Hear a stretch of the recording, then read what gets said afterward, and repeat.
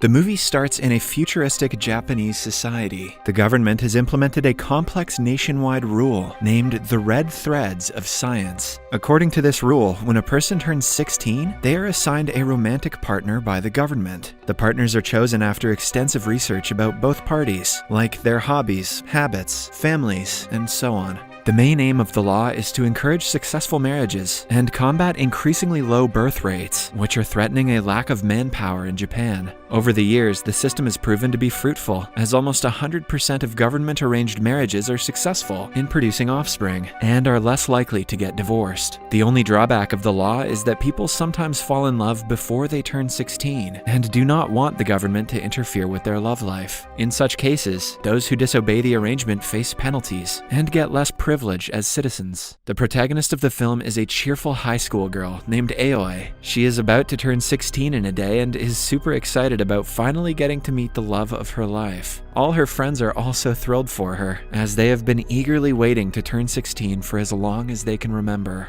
Today, at 12 at night, Aoi will get a federal notification containing all basic information about her chosen one. She cannot wait for the notification and is on her feet the entire day. While returning home, Aoi meets her childhood best friend, Yuto. The girls in the school fawn over him since he is one of the best-looking students. However, Yuto doesn't take any interest in them because he is in love with Aoi. He has frequently tried to confess his feelings but has always backed off because he is too shy. He is happy being her best friend, but now that she is about to find someone to love, Yuto is worried that their friendship will fall apart. As they chat about different things, Yuto teasingly mentions that she was his first kiss. The scene goes into a flashback when the two were still in elementary school. At an annual program, Yuto got the role of the prince. However, Aoi was assigned a wildflower. She wanted to be the princess so badly that at the climax of the drama, she pulled Yuto and kissed him. They still laugh about the incident to this day. In the following scene, Aoi, her parents, and her uncle are having a birthday dinner at her house. Even Aoi's parents are excited about the notification, which is scheduled in only a few hours. Aoi's parents also met through the government program, but her uncle is still unmarried. It has always been a topic that no one likes to talk about, so Aoi doesn't dig into it.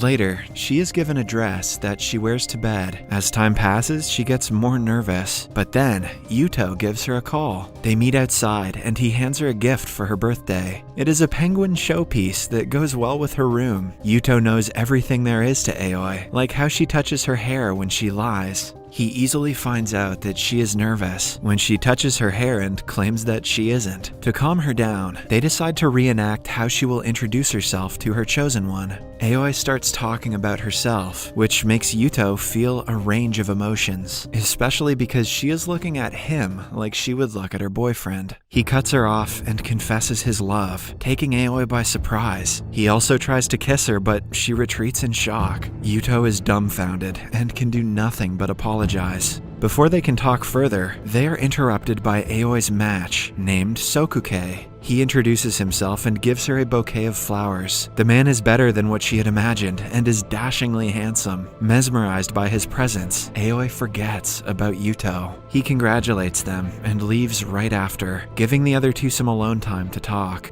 Aoi turns towards her Prince Charming in excitement, but he names a time and place before turning around and leaving abruptly. The poor girl questions if she is dreaming before returning home. They meet at the said place the next day, which turns out to be a fancy restaurant. We find out that Sokuke's father is the chairman of a big hospital, and Sokuke is supposed to inherit the wealth and position someday. He is also looking to go to med school. He is smart and ambitious, but not so big on conversation. Aoi continues talking to cut the awkwardness, but a while later, Sokuke stops her. He pulls her outside, making her blush because of their joined hands. Sokuke then asks her who Yuto is, but cuts her off before she even answers. He doesn't care what kind of girl Aoi is, and thinks of their relationship as a societal formality. Hence, even if she has more guys she is interested in, it doesn't bother Sokuke. Aoi tries explaining that she is nothing like that, but Sokuke cuts her off again.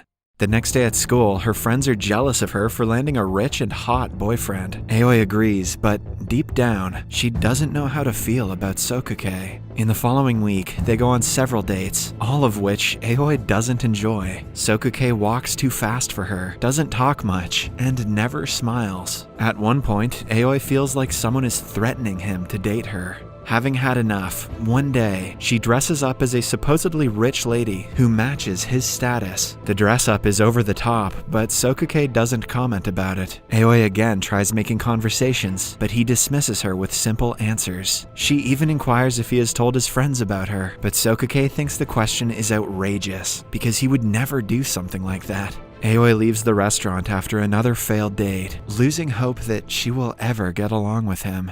Then, she meets Yuto, who advises her to meet his parents and find out more about him so the conversations can be more meaningful. Aoi agrees and goes to his house the very next day. Sokuke's mother is kind, but his father is on the stricter side. He asks Aoi to behave herself now that she is about to be a part of their family. Sokuke overhears him and burns in rage. He has never liked his father because the old man thinks he owns his son. Seeing him do the same to Aoi, Sokuke can no longer control his anger. He stands for his girlfriend, asking his father to stay away from her. After that, they walk to the bus stop together, talking about many things. Sokuke apologizes for not being good enough for her. Aoi, in turn, claims that she hardly knows anything about him, but since he stood up for her in front of his father, she is assured that he is a good person.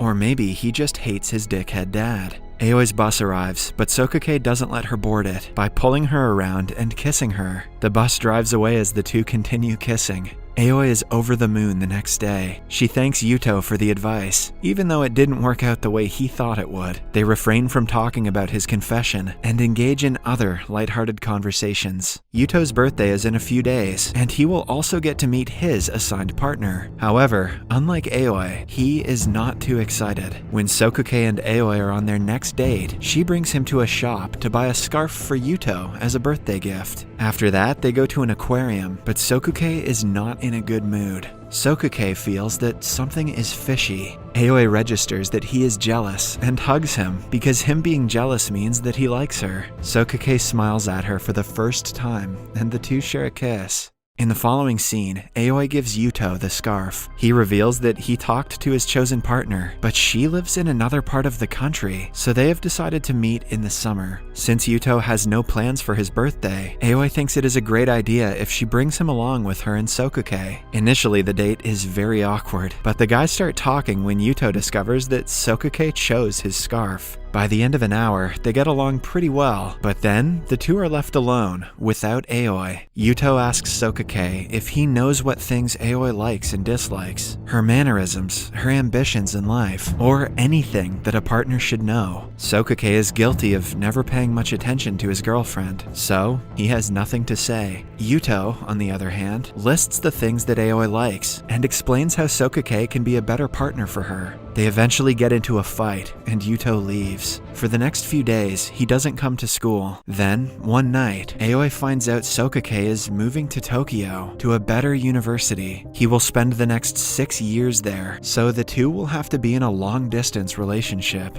To avoid living apart, he suggests that they move in together. However, this will only be possible if they get married. It is a trend for 16-year-olds to get married and start a family. Hence, Aoi gives it some thought. To clear her head, she goes to her uncle's the next day. He talks about his chosen partner who moved abroad when they were still together. She never returned and is happily married to someone in London. According to him, living with the penalties is easy if you are with the person you actually love. Although scared, Aoi feels ready to start the new chapter of her life. In the following scene, Sokuke and Aoi are in Tokyo, attending an open campus event. Aoi is bored in the lecture, but seeing Sokuke enjoy it makes it worth it for her. After the lecture, they visit several places, eat new food, and have a lot of fun. In the end, Sokuke brings her to a church and gives her a little cat compartment box that she had always wanted. It brings her joy, which is then multiplied when she finds an engagement ring inside. Aoi says yes, and the two start preparing for the wedding.